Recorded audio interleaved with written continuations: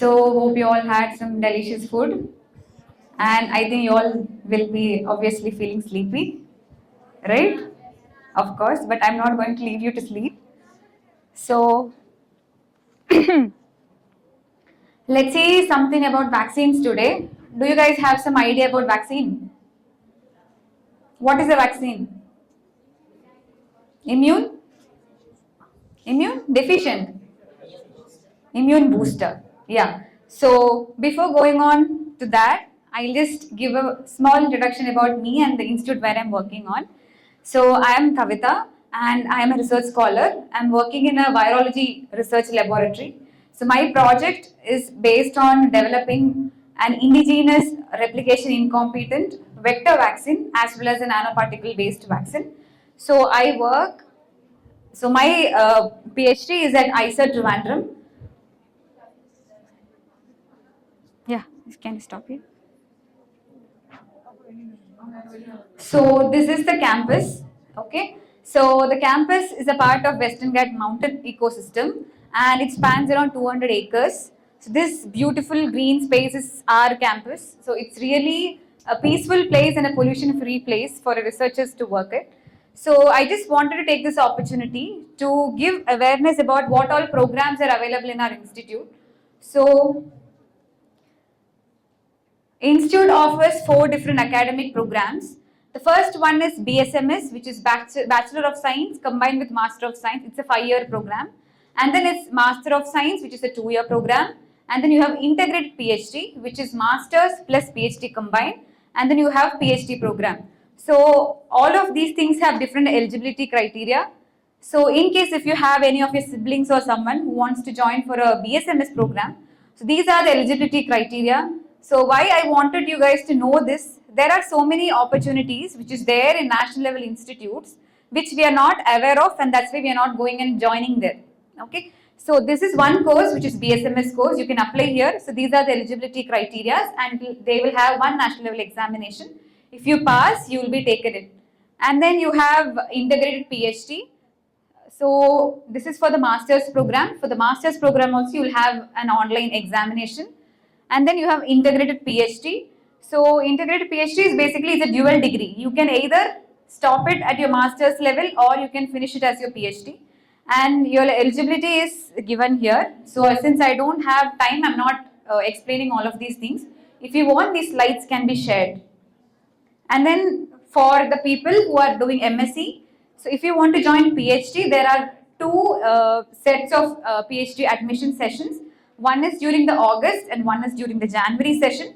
Both of these sessions there will be intakes and these are the eligibility criteria. It's just that any one national level examination should be qualified and then you should have minimum 60% marks. So these are some of the fellowships which is considered in School of Biology at ISA Trivandrum. So now coming back to our topic, vaccines. So today I'll be talking about what are vaccines, what are the types of vaccines and where we have reached till now. So am I understandable for you guys? Is it okay? Are you understanding me? Or you want me to mix both English and Tamil and speak? You want that? Or is this okay? Can you raise your hands, everybody who's okay with this? Okay. Who wants both Tamil and English? Okay. So it's like an equal proportion. So first, let's begin the importance of vaccination. So why is vaccination or immunization important? So as the World Health Organization states that immunization is a critical component of a primary health care. It is an inalienable human right and one of the best financial investment in health. So the best and the cost-effective healthcare treatment which can be given to a vast population of people is actually vaccination. Okay. So moving on, we have come along 225 years of this research in vaccines. New vaccines has been developed and it's been 225 years and now we have protection against 25 diseases.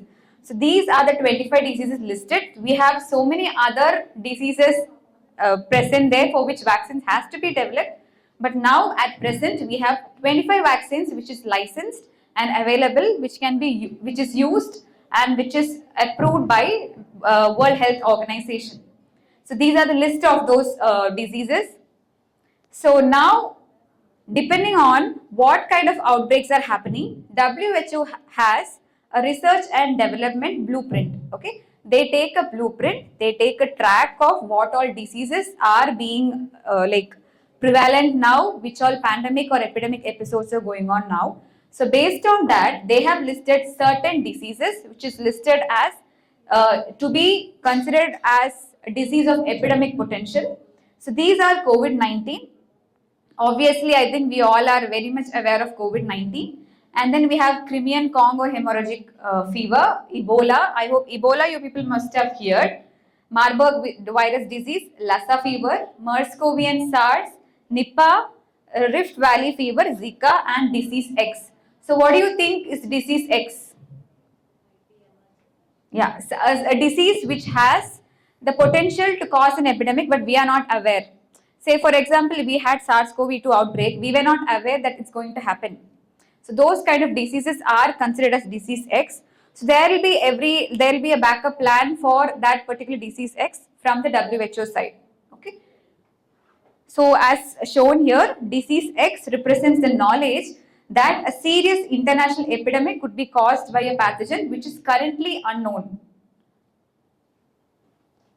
So this is the timeline which is showing the major outbreaks which has been caused in the history. So starting from here, if you see, plague has dominated. So we had around 15 to 100 millions of death of plague which is caused by a bacteria, Yersinia pestis. And then we have Vibrio cholerae. Then we had HIV or AIDS outbreak, influenza, SARS-CoV-2 and Ebola outbreak. Now the vaccines are actually available for treating plague, for treating cholera and for treating Ebola, and we also have vaccines now for SARS-CoV-2. But in case of influenza, we do not have vaccine. Do you know why? So if you see, you have the outbreak starting from 1918 and we had another episode 2009. So why do you think till now that we do not have vaccine against influenza? Yeah. So the influenza structure is basically, it has like, I think you might have heard spike protein of coronavirus. Have you heard that?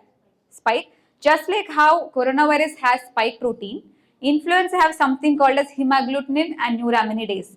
So these two proteins, they keep on changing their antigenic epitopes so that the vaccine is not getting recognized. In that case, what happens annually, if you check the papers, you can understand, you will have different combinations. You will have H1N1, H2N5, like that. You will have different combinations. It means different epitopes of H and N has changed. H stands for hemagglutinin, N stands for neuraminidase. So like that, each year the influenza keeps on changing. So it is called as antigenic drift and antigenic shift. Okay. So because of that, till now we do not have a vaccine for influenza. And in case of HIV also we do not have vaccine. Do you know why? Why HIV doesn't? It's been more than like around 30-40 years. 1980 there was an outbreak in HIV, but we do not have vaccine. Why? What do you think might be the reason that there is no vaccine for HIV? Autoimmune. So what is the peculiarity of HIV? What do you think? You have any idea what could be the peculiarity of HIV? Do you know what is its genome? It's an RNA virus. So it has the potential to integrate into the host genome, right? That is one major reason why we do not have vaccine till now for HIV. Okay.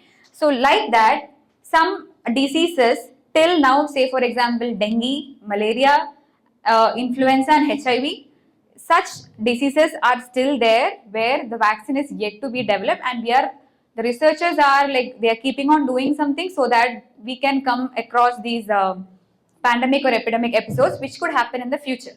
So this is a timeline showing the pandemics which has happened in the history. So we do not know what is the next outbreak, what disease is going to happen in the next outbreak, what is that disease X, we do not know. So now if we have an infection, right? So what are the ways by which we can combat them? So one thing is we have to disrupt the chain of infection. That is what we did when we had COVID-19. We quarantine ourselves so that we do not spread the virus. That is one thing. The second thing is we decrease the disease complications and severity of patients. That is by giving drugs or medicines. By giving, so what we could do is we can help them, we can decrease the severity, decrease the disease complication, but still the virus is there. The third one is an option where we can prevent the infection, reduce the transmission, prevent severe disease complications, as well as it's economical. So what is that option? That is vaccination. So when you give a vaccine to people or population, what happens is you are first of all preventing the infection, okay, and you are decreasing the severity, you are reducing its transmission, which is very important, because when you leave the viruses to transmit or the pathogens to transmit, they tend to evolve into better pathogens. Okay, so it is there, like what you know about it's the best fit which can survive, right? So like that, these viruses also evolve in such a way that they tend to be more pathogenic, they tend to adapt to the host immune response, or they hide inside our body to escape from the host immune response. They tend to bring up new mechanisms by which they can survive. So one main thing by vaccination is that you can reduce the transmission. If you reduce the transmission itself, you're stopping the growth of the virus or the pathogen there, and then you can prevent the disease complications. And another important thing is it is economical. Okay, so drugs and all are very costlier when you compare to vaccines, which is very economical. And the main thing is it boosts the immune system. So this is from WHO that immunization prevents around 3.5 to 5 million deaths every year from diseases like diphtheria, tetanus, pertussis, influenza, and measles. So the count of death toll is drastically reduced when we use vaccine for that particular disease. So therefore, it's always a green signal for vaccines. So now the question is, what are vaccines? Why is it important? So importance, I already told you that the death toll is drastically reducing, right? So now tell me, what are vaccines? What are your ideas about vaccines? Anybody? Can you tell me what are vaccines? How can you explain it? Don't look at the screen and give me an answer. Can you just give me some common words of what you understand, what is a vaccine?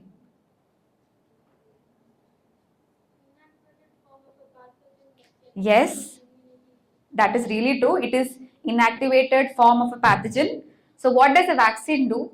Whatever may be the vaccine, let it be an inactivated vaccine or let it be a subunit vaccine. What is the role of a vaccine? The role of a vaccine is to induce immune response, right? So vaccine is a biological product or a preparation, okay, that is used safely to induce an immune response. It just mimics what a pathogen could do. But what happens? The disease severity is not there. So we are cutting the disease severity, we are just provoking the immune response. So it confers protection against infection when you have subsequent exposure for that particular pathogen. And there's something called as herd immunity. Have you guys heard of herd immunity? H-E-R-D, herd immunity. Anyone? So now in a group of people, in a group of population, there is a possibility that some individuals cannot take vaccines, right? They might be immunocompromised, might be they are pregnant, might be they are small kids, might be they are too old. So these category of individuals, they will not be able to take vaccines. So it's our responsibility that who are all healthier individuals to take the vaccine. By doing so, what happens? We are protecting them also. That is called as herd immunity. Basically, vaccination just not protects just a single individual. It protects those in the community who are unable to be vaccinated. So that term is called as herd immunity. Means a herd is getting immune to that particular pathogen just by taking vaccine. And it's not necessary that each and every individual gets vaccinated. If at least more than half of the population is vaccinated, we are reducing the transmission by which the other individuals are getting protected. So being healthier individuals, being young individuals, it is our duty that we take our vaccines at proper time as given by the government. Okay. So yes, so what is the principle behind vaccine? This is the very crucial slide or very important feature of vaccination. So immune memory. So you all know what a memory B cell is, right? You know what is a memory cell? In the immune system, what is a memory cell? Yeah, just like the name suggests, it has memory of the antigen, whatever is shown to it, right? So the important feature of a vaccine-induced protection is basically its immune memory. So if you see a graph here, say for example, you have initial exposure to an antigen, okay? This antigen is a weakened form, okay, given as a vaccine. Say for example, like what she said, it is an inactivated vaccine of this particular pathogen A. So now when this is injected to an individual, there is a short-lived plasma cells which gets converted to memory cells, okay? Now when you have secondary exposure to that particular antigen, which is really a pathogen, what happens within very short time span, there is a heightened immune response due to the memory B cells, due to which we are not allowing the virus to progress infection, and we are much healthier when you take vaccines like this. So if you see the graph, there is a heightened immune response in a short span of time. This is the main mechanism by which vaccines work. Okay. So as written here, the capacity of the immune system to respond quicker and more effectively when a pathogen is encountered after an initial exposure that induces antigen specific B and T cells. Just the thing what I explained you. So first exposure, it takes some time for the immune cells to recognize and to give an immune response. But when you give a secondary exposure, second time exposure, it doesn't need much time. Within a short span of time, it can show the heightened immune response and thus we are protected. So that's what has happened with the COVID-19 vaccine. So those who all had taken vaccine before the infection, so once when you were taking the vaccine, you might have had fever for 1 or 2 days, you might have had body pain, and then subsequently when you get the infection, within a day or two, the infection is getting cleared. That is because of this principle. Okay. So this is one example showing that how vaccine has reduced the burden of infectious outbreaks. So first one is diphtheria. Have you all heard of diphtheria? Diphtheria? It is caused by Corynebacterium diphtheria. So diphtheria, so after taking Tdap toxoid vaccine, so what is a toxoid vaccine? Inactivated toxins. Inactivated toxins are taken as vaccine, so that is called as Tdap toxoid vaccine. So after administering this particular vaccine, you can see here, there is a drastic decrease of the number of diseases which has happened. Okay. Same is followed in case of all the diseases put up, like mentioned here. If you take capsular group C meningococcus, when men see conjugate vaccine, what is a conjugate vaccine? So when just like the name suggests, you're conjugating two antigens together. That is why it's called as conjugate vaccine. So when you use a conjugate vaccine for meningococcus, you can see a drastic decrease in the number of diseases. Same in case of poliovirus vaccine, okay, oral polio vaccine, you can see that it has completely declined. If you take HIV, Haemophilus influenza type B conjugate vaccine, the infection has gone down. If you take measles MMR vaccine, what is the full form of MMR? Rubella. So if you see here, it has again drastically decreased. And the last one, pertussis, when you take acellular pertussis toxoid vaccine, again you see a drastic decline in the diseases. So this is a proven strategy for eradicating or just eliminating the diseases or the pathogens and not allowing them to evolve. Okay. So now I will just speak very shortly about the history of vaccination. So when I say vaccination, which scientist comes in your mind? Jenner, Edward Jenner. Who is behind? Which technique? What is the name of the technique that he has introduced? Variolation. So variolation, just before Jenner also, it has been used in many parts of the world for against this smallpox. So it begins from 1796 from Edward Jenner to 2021 the COVID-19 vaccine. Okay. So if you see here, Edward Jenner's first smallpox vaccine was by 1796. Okay. On 14th May 1796 is when Jenner inoculated James Phipps with cowpox lesion material. So what is the story behind this? Anybody remembers? How did he come to this solution?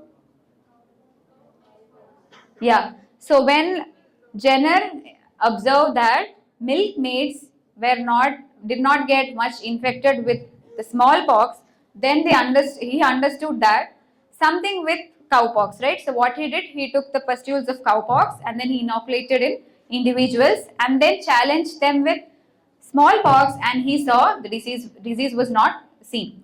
So that was one like you can just think at that point of time 1796, where no high-end missions, no high-end technologies, nothing, it's just observation.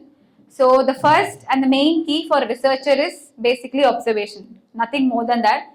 You observe keenly, you get the result what you want. So this is one example for that, Edward Jenner's variolation technique.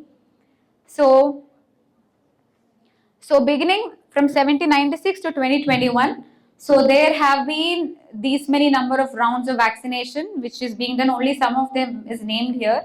So just now we discussed the smallpox vaccine, it is from Edward Jenner. So that's why he's called as father of immunology. So what does the name vaccine, where does the name vaccine come from? Cow. Vacca, VACCA means cow. Since the pustules were taken from cowpox lesions, it is named as vaccine. Okay. So then comes rabies and cholera. Who is behind rabies and cholera? Louis Pasteur. So Louis Pasteur introduced the attenuated vaccines. So he developed the first vaccine against rabies and cholera. So do you know what is the story behind this rabies and cholera vaccine? Any idea how the cholera vaccine came in?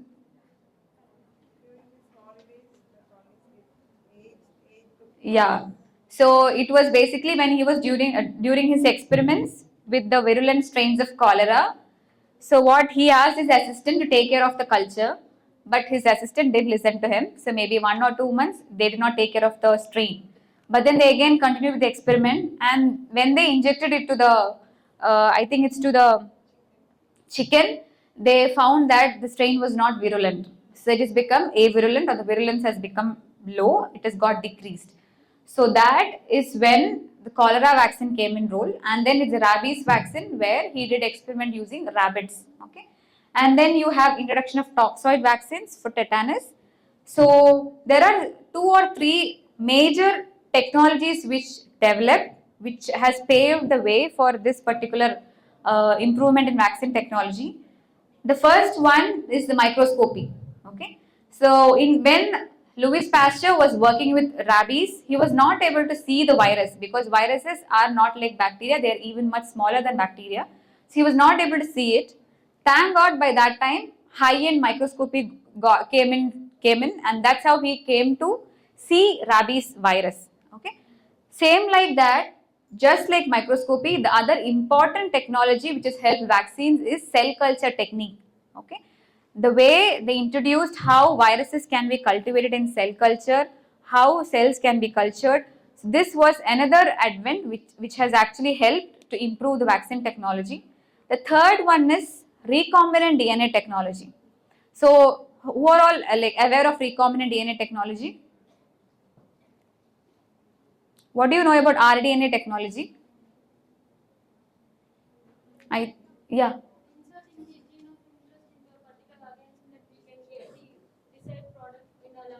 Yes.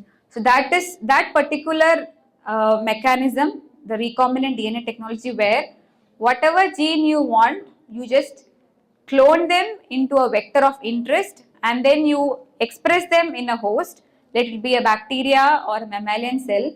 That has also helped for the growth of the vaccine technology. Okay. Due to less time, I'm skipping most of these parts, like most of how these vaccines has been developed. I'm moving on to the next slide.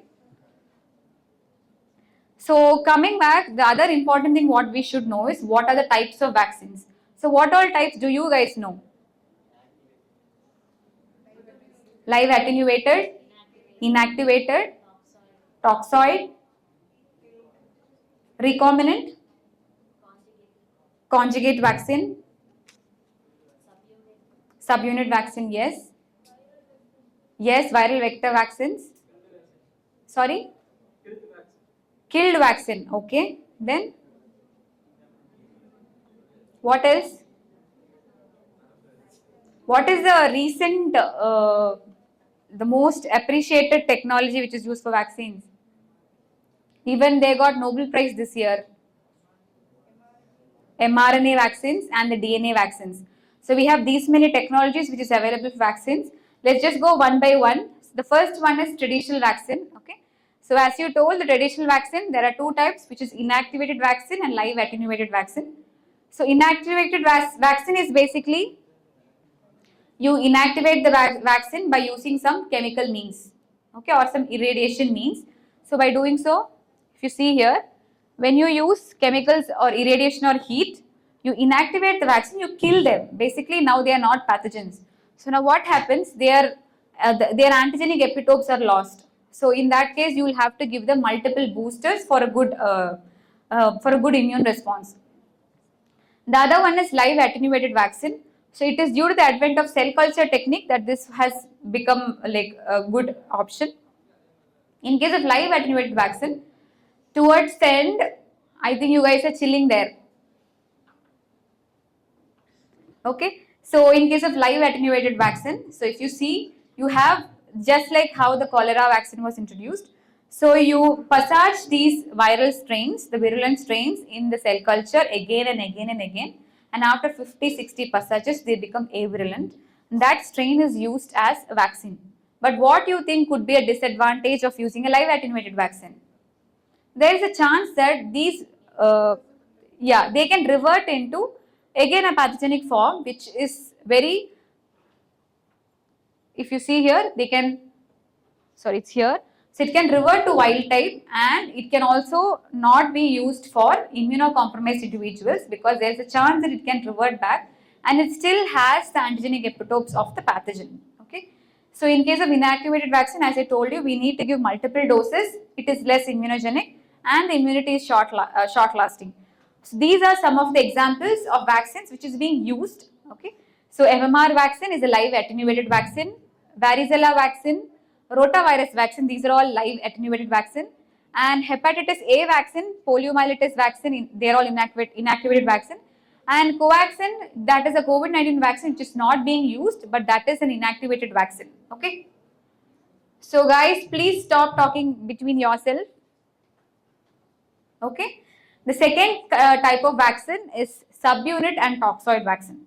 So as the picture shows here, just some parts of the pathogen will be used as a vaccine. Okay, that's why it's called a subunit. Some small parts of the vaccine, like of the pathogen, will be used as a vaccine. So this was possible due to the advent of genetic engineering. Now, if you want, say for example, you had COVID-19, you want the spike protein, what you do?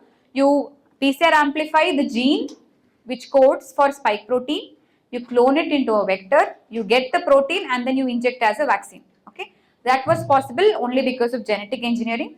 So this is subunit and toxoid vaccines. Okay, so in that you have three categories. One is protein subunit, conjugate vaccine and toxoid vaccine.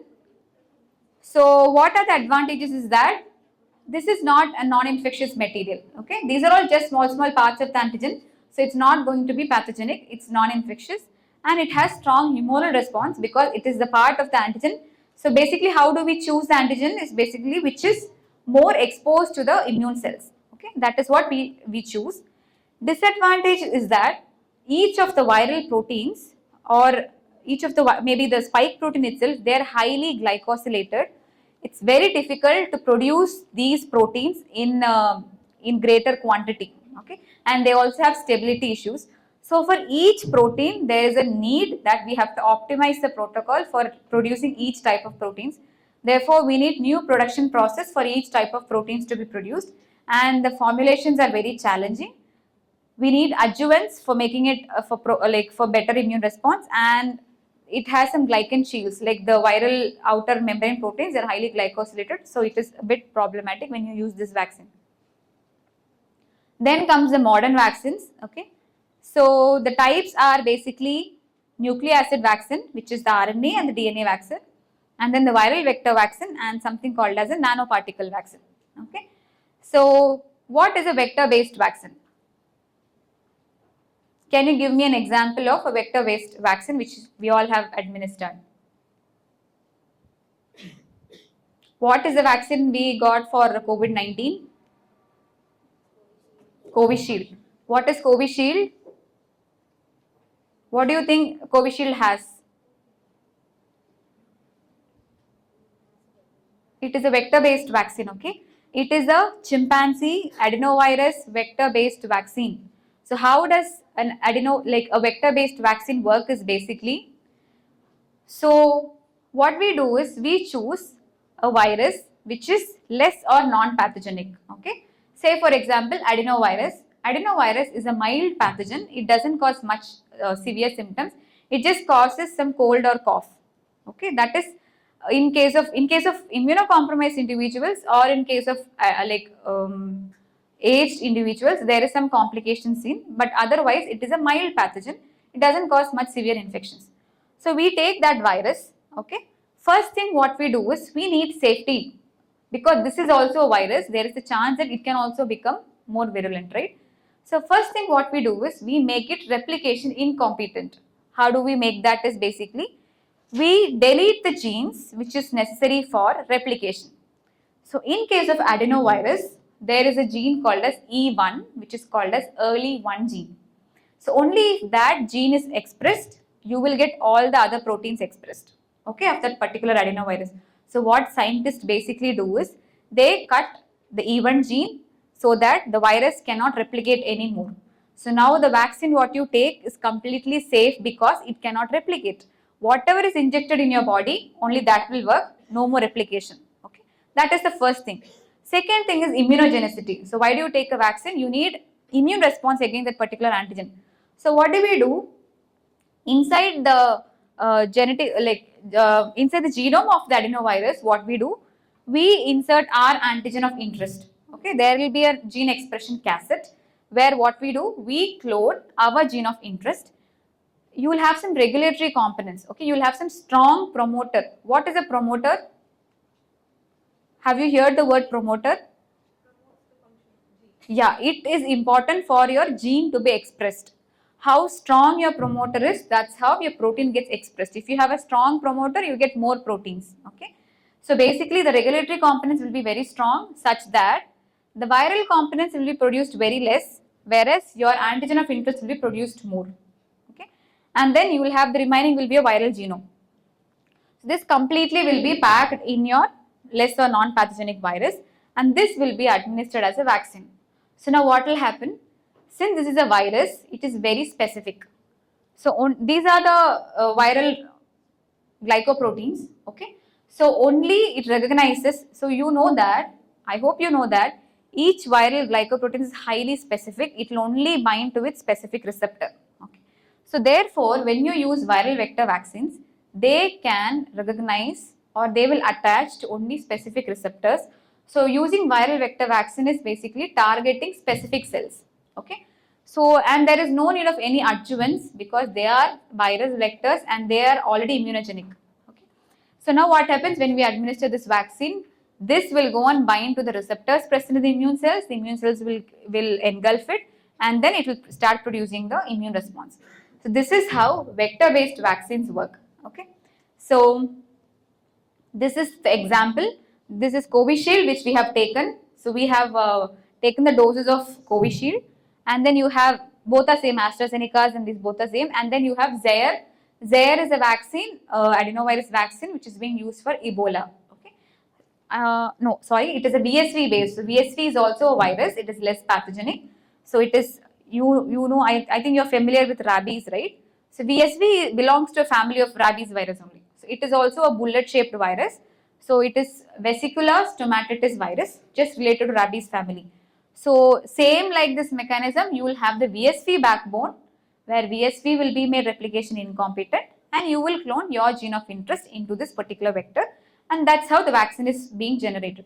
So what are the advantages is basically, since this is a virus, you will get both humoral and cell-mediated immunity, high gene transduction efficiency because these receptors are highly specific target, and it mimics natural infection. There is no requirement of adjuvant, and this vaccine is highly stable because it's a virus itself. When you think about disadvantages, there is something called as pre-existing immunity. What do you understand by this term, pre-existing immunity? Just with the term, can you guess what is? Yeah. So what happens, this adenovirus is a very common pathogen. Okay. We all, more than 90% of the world has this infection, adenovirus infection. So what has happened is our body will already have memory cells against adenovirus. Now what happens when we are injecting adenovirus vectors, the immune system will go and attack the adenovirus. Even before it starts expressing its proteins, what will the immune system do? It will provoke a heightened response such that the vector itself is is cleared out. In that case, you will not get your antigen of interest being expressed. In that case, the entire vaccine becomes a failure. So that is why you have chimpanzee adenovirus vector. You do not have human adenovirus vector which is being used. The reason is because to prevent the pre-existing immunity issue, that scientist has chosen another adenovirus for which we are all not exposed. There is no chance that we are getting exposed to chimpanzee adenovirus vector, right? Adenovirus. That's why scientist has chosen chimpanzee adenovirus vector, which is a bit closely related to human adenovirus vectors, but we are not exposed to it. So we do not have pre-existing immunity to it. Therefore, it is safe for us to get administered. The second thing is there could be immune reactions to the vector backbone because it is also a virus. Okay. But in case of adenovirus, there is no much report saying that it is highly immunogenic, like not immunogenic, highly toxic or something. The report says that it is a safe vaccine to be used. So these are the scientists behind the adenovirus vaccine, the Covishield vaccine. So it's Professor Adrian Hill, Sarah Gilbert, Andrew Pollard, Teresa Lambe, Sandy Douglas, Catherine Green. Okay. So these are the scientists behind the Covishield vaccine. So we all had a question when we took the vaccine is like, how come within a year or two we got the vaccine, right? So that is not the answer here because this vaccine work started way ahead. 2004, the vaccine work has started. Okay, and this vaccine has been used against flu, Zika, and Ebola previously.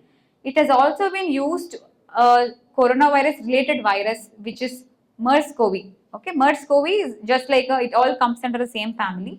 So this vaccine has already been in clinical trials for all these particular Ebola, Zika, and MERS-CoV, and that's why they were very fast enough and rapid enough to actually give us a vaccine during the COVID-19 pandemic. And we have a misconcept that this vaccine had just very suddenly boomed up and we have just got without any clinical trials or something. No, there is a huge data behind this that this has been used for clinical trials for some other antigens. Okay. And proper animal studies has also been done with the given time before this has been taken to the human trials. So then comes the nucleic acid based vaccine, which is now the trending vaccine, which is a DNA vaccine and the RNA vaccine. So the advantages of these vaccines, okay, in case of DNA, basically these are genetic material and they are not an infectious material, right? So we are not handling an infectious material. It can be used for immunocompromised individuals. It can induce both the immunity and large scale is very easy because it's just a DNA, and then you have long-term stability. But the issue is that how do we inject DNA inside our body? So there is something called as electroporation, what people use, but it's very painful, so people will not opt it. So when you give a mass vaccination, it should be comfortable for the people who administer. Even when we take injections, we are not ready to take the vaccines, right? Most of us will only be scared of taking the vaccine. So now when it's electroporation, it's much more difficult to convince people to take the vaccine. So that's why DNA vaccine is not an option. There's one major risk is the risk for host cell integration because it's a DNA. Genome is DNA. There is a chance that it can get integrated in the host genome. The second one is RNA vaccine. The same advantages, rapid design and production. The problem here is so you know that RNA is not stable as DNA. Why? Why is RNA not as stable as DNA? That is ribozyme. No, I'm asking why an RNA is not. RNA and DNA more or less has the same formulation, has the same composition. ATGC, here it is AUGC. Why do you think that RNA is not stable, DNA is stable? Yeah, it's because of the OH group, right? So therefore, RNA is not stable. If it's not stable, we will not be able to use this vaccine, and there is cold chain required. There are so many formulations going on, but still we do not know, we don't have records supporting these vaccines because it's just a new technology. And we do not know if there could be any side effects or something. These are just new technologies which is being evolved. So one very important thing what we have to learn from the mRNA vaccine technology is this. So from the fundamental description of messenger nucleic acids, that is mRNA, to the development of lipid nanoparticle delivery system, okay, to the technological advances allowing for the description of viral antigen, the coexistence of diverse scientific approaches allowed us to quickly develop defense against the SARS-CoV-2 virus. So this is behind the mRNA vaccine. mRNA vaccine is not just the effort of one particular group. There is effort from understanding the fundamentals of mRNA, first effort. Second effort is the development of lipid nanoparticle delivery system for delivering inside our body. The third one is the technology for describing what is the viral antigen that we are using. Not all RNAs cannot be used. So what is that particular RNA that can be used? And all these three things has coexisted so that we had great approaches to come with such an easy method. You just think you just have just 5 minutes. So you just have a outbreak, okay? You get the sequence of an antigen, you just prepare it, you just synthesize the RNA and you just inject it. So it's as easy as that. But there are some difficulties like the formulations which is used for delivering system. So these are some of the complexes with respect to mRNA. So if you see here, this is a small story, okay? So if you see here, first you should know what is an mRNA, right? So that work was pioneered by Sidney Benner, okay? And that the lady there is Kathleen. So she is the lady behind understanding how mRNA can be used as vaccines. So what is the difference that, so this is actually a long story. I don't think I'll have enough time to explain this, but this is very interesting. I would recommend all of you guys to go and check how did mRNA vaccine come into existence? What is the trick? Because this was like the paper, the Nobel Prize paper. It's just a simple paper, okay? If you just go and check the papers of Catlin and Weisman, the paper tells us so the concept is very fundamental, okay? It's from that fundamental answers what Catlin has got that this mRNA technology has evolved.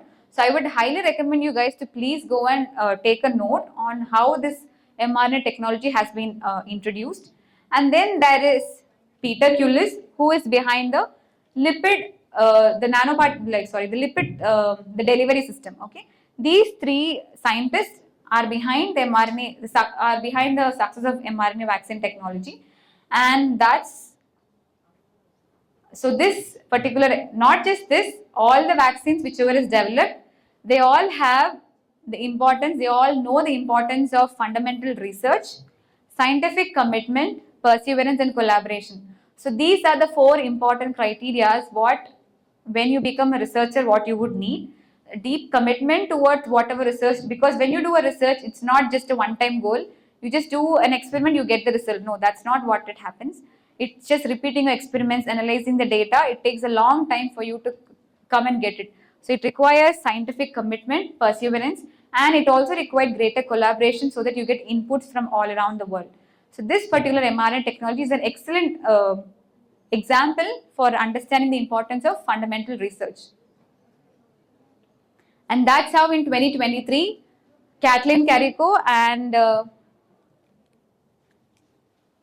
Drew Weisman, so they both got the Nobel Prize for their discovery concerning the nucleoside-based modifications that enable the effective mRNA vaccines against COVID-19. So I would highly recommend you guys to please go and have a note on how this technology has been developed. So now I'll just give a short note on what happens in our lab. So in our lab, you know that ours is a virology lab. So we work on 5 different viruses. One is coronavirus, the other one is vesicular stomatitis virus, the other one is adenovirus, and then we have something called as flavivirus and then influenza virus.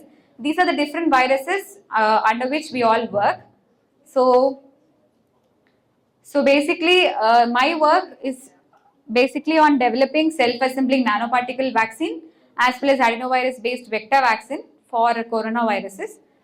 So with this, I would like to thank the college, the Chinnaswamy College, for giving me this wonderful opportunity to to share my knowledge on vaccines. I hope I have given greater information regarding vaccines to all of you guys.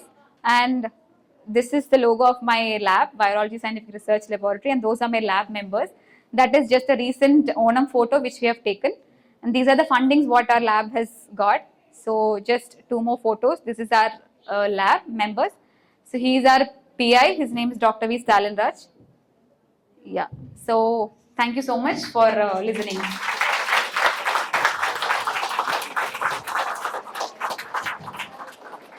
If you have any queries or something, you can please let me know.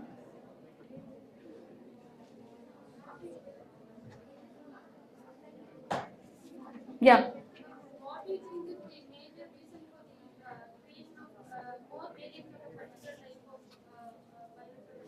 So it's basically survival of the fittest. Just like how we humans are evolving, so we are better equipping ourselves with newer technologies. We have iPhone, the other version. Just like that, in case of viruses. So as viruses become better pathogens, our immune cells also have a mechanism by which they also can fight against these pathogens. So it's like a war between the host cell and the pathogen. So as the war begins, so they tend to mutate. Okay, these are all just random mutations. Some mutations will destroy the virus. Some mutations will make them better fit. That's how you got the Delta variant. If you take SARS-CoV-2, you got the Delta variant which has better fitness. It was able to transmit very easily. It's basically evolution, just rapid mutations. That's all. No. So in case of coronavirus, so if you see that now the vaccines whichever is being developed, so the vaccine what we have taken, we cannot assure that it is against all the variants. But nowadays the vaccines whichever is being generated is basically whatever whatever these important variants are, we call them as variants of concern. So whatever these variants are there, so only those things are particularly selected, and for them, like it's all together. All these mutations are put together in one spike protein, and they are being used as vaccine nowadays. Thank you. The in-depth presentation on the history and innovation in vaccines. I request our principal ma'am to give awards to the winners of poster presentation. First prize, SS Vignesh Darshan M. Anandakumar Ji from Dr. NGP College of Arts and Science.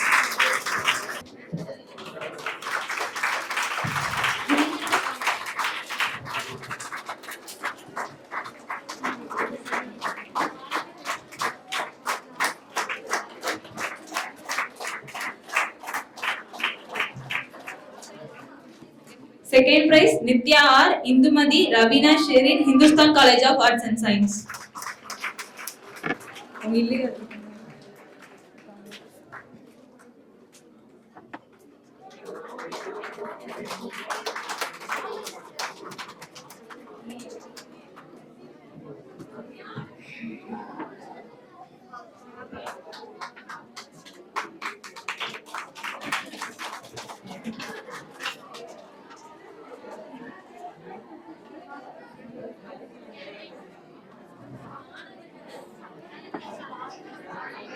Third prize, Jayasurya S, Yamini S, Agalya S from Dr. NGP College of Arts and Science.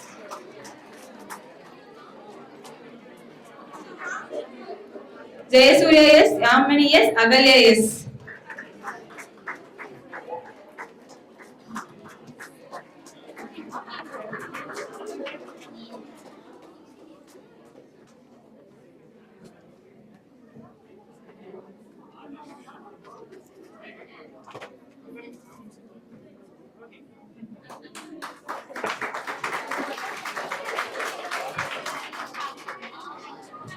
Fourth prize, M. Sashi Kamala, Dr. R. Mahendiran, Dr. NGP College of Arts and Science.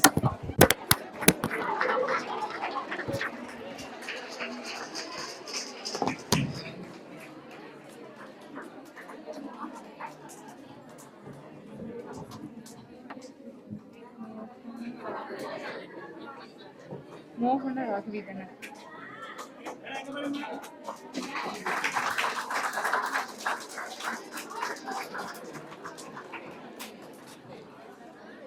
Fifth prize, Mohana Ragavi R. G. Prabha R. Pechiammal S. Kritika from Bharatidasan College of Arts and Science.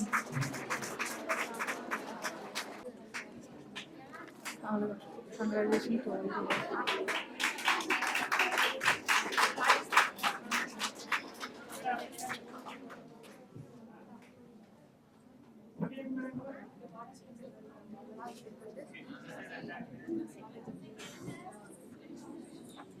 Congratulations to all the award winners and participants for their exemplary work. As we are near to the conclusion of this fruitful seminar, I would like to invite Dr. Thiruvananthapuram ma'am to deliver the vote of thanks. Good afternoon, everyone. On behalf of Thiruvananthapuram College of Arts and Science, it's my privilege to deliver the vote of thanks on this auspicious occasion of MicroNutriX-24, our national seminar. First and foremost, I would like to extend my deepest gratitude to our chief guest, Dr. Rajendran Sir, Associate Professor, Department of Microbiology, PhD CAS, and Dr. S. Sivasankari ma'am from Pondicherry University, and Ms.Kavitha MS from Prime Minister Research Fellow from Virology Scientific Research Laboratory, Thiruvananthapuram. Thank you, ma'am. My special thanks to our guest of honor, Dr. T. Sivakumar Sir, for your presence and encouragement. We also express our heartfelt appreciation to the oral presentation evaluators for their valuable expertise and support, which was held on 4th. Dr. A. Vijaychitra ma'am from Ramakrishna Arts and Science, Dr. Wajid from Calicut University, and Dr. P. Sivakumar Singh from the Palamuru University, Telangana, Dr. T. A. Satya from Vivekananda College of Arts and Science. We deeply appreciate your time, effort, and insightful feedback, which greatly contribute to the success of our presentation. I would also like to express my sincere thanks to our principal ma'am, Dr. Rachel Nancy Phillip, for her guidance, constant support, and our management for their encouragement in organizing this event. A heartfelt thanks goes to the co-conveners of Aditya and Mano Prashita from Food and Nutrition and Physical Education Department Head and CDF Head, faculty members and staff, students and volunteers. Last but not least, a big thank you to all the participants for your active involvement and enthusiasm. We had total of 178 participants from various colleges from 30 different institutions. We had registration from the Mysore, Tiruchirappalli, Salem, Coimbatore, Bangalore South, Andaman, Lucknow, West Bengal, Mumbai, Namakkal, Noida, Bangalore, Kanyakumari, Erode, Odisha, and Tirupur. We had total 30 colleges have participated in this national seminar. We had honorably hosting oral presentation across 3 tracks: UG track with 24 presentation and PG track with 23 presentation, and research and academician track with 26 presentation. These presentations came from 30 different institutions across various states of India and Andaman Nicobar, including a participants from the Andaman Nicobar Island. In total, we had a remarkable turnout of 178 participants from various institutions, along with 58 participants from our own institution. It has been an enlightening and enriching day filled with knowledge sharing, thoughtful discussion, and new perspective on microbiology and nutritional science. On behalf of Thiruvananthapuram College of Arts and Science, I express my deepest gratitude to everyone who contributed to making this seminar a success.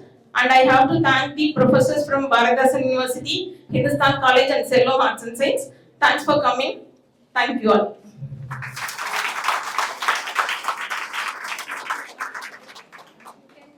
Okay, you can collect your participation certificate in the registration desk. Okay, இங்கே இருக்கு, நீங்க வாங்கிக்கலாம். Refreshment எடுத்துட்டு நீங்க பஸ்ஸுக்கு போய்க்கலாம். உங்களை again we will drop you in a railway station. Selvam arts மட்டும் ஓல்ட் பஸ் ஸ்டாண்ட்ல டிராப் பண்ணுவாங்க. जनगणमन अधिनायक जय हे भारत भाग्य विधाता पंजाब सिंध गुजरात मराठा द्राविड उत्कल गंगा विंध्य हिमाचल यमुना गंगा उच्चल जलति तरंगा तव शुभ नामे जाहे तव शुभाशिष माहे ताके जब जय गाथा जनगण